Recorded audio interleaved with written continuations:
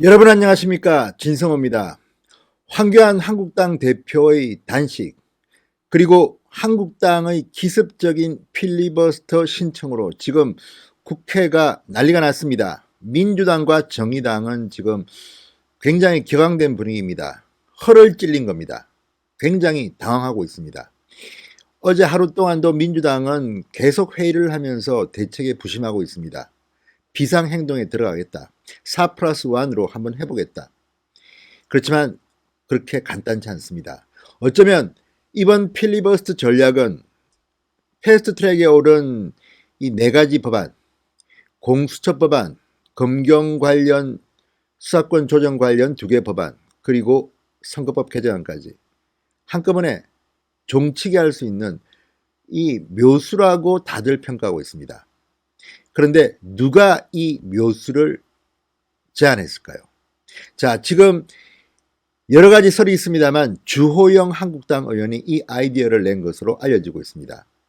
그 정명이 바로 주호영 의원이 필리버스터를 하게 되면 1번 타자로 정해졌기 때문입니다. 2번 타자는 김재원 의원이라고 합니다. 김재원 의원도 이런 아이디어를 냈다고 하는데, 아무튼 주호영 의원이 이 묘안을 내서 상대적으로 한국당의 황교안 대표가 안심을 했다고 합니다.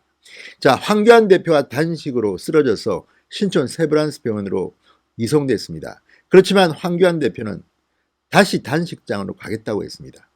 그런데 이런 황교안 대표의 마음을 누그러뜨린 것이 나경원 원내대표의 필리버스터 전략 보고였다고 알려지고 있습니다. 이 말을 듣고 황교안 대표도 안심을 했다고 합니다. 그리고 기습적으로 국회에 필리버스터 신청을 함으로써, 자, 지난 정기국회 첫날 본회의는 열리지 못했습니다. 민주당이 봉쇄한 겁니다.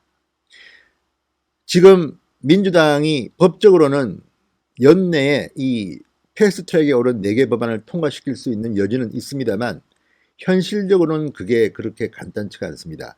지금 민주당은 민생법안, 민식이법안 등을 한국당이 볼모로 삼아서 패스트트랙에 오른 법안들을 지금 못하게 한다 이렇게 비판하고 있지만, 반대로 나경원 원내대표는 민식이법안 등 민생법안은 먼저 하라. 우리는 이것부터 통과시켜 주겠다. 당신들이야말로 민생법안을 볼모로 잡고 패스트트랙 법안들을 통과시키는 것 아닌가, 이렇게 여론전으로 맞받아치고 있습니다. 아무튼 민주당으로서는 굉장히 힘든 국면이 되었습니다. 자, 이 묘책이 나오자 이종걸 의원이 이런 글을 올렸습니다. 2016년 필리버스터 때 당시 새누리당은 온 언론의 관심 속에 민주당의 192시간 단독 공연에 치를 떨었다라면서 한국당은 당시 기억을 떠올리면서 전국 주도권을 잡는 효과를 노린 것, 이렇게 분석을 했습니다. 그러면서 한국당 의원들이 괴물로 보이기 시작하는 것은 내 눈이 침침해서일까라고 마무리를 했습니다. 자, 이종걸 의원도 당시 필리버스터에 참여했습니다. 그리고 가장 오랫동안 필리버스터를 한 기록으로 남습니다. 12시간 31분입니다. 가장 길게 기록을 세웠습니다. 이종걸이 12시간 31분. 당시 민주당은 9일 동안 192시간 동안 필리버스터를 했습니다. 한국당도 이거 이상 할 수 있습니다. 자, 그리고 필리버스터를 하게 되면 필리버스터 스타도 탄생합니다. 누가 오래 하느냐 경쟁이 붙으면 걷잡을 수 없습니다. 자, 한국당은 이 필리버스터를 하는 대표주자로 1번 주호영, 2번 김재원을 정했습니다. 이걸 보면 주호영의 아이디어라는 것을 짐작할 수는 있습니다. 지금 한국당 안팎에서는 이런 말이 들린다고 합니다. 낙동강 전선까지 밀렸다. 그런데 이 필리버스터 작전으로 인천 상륙 작전이 결행된 느낌이다.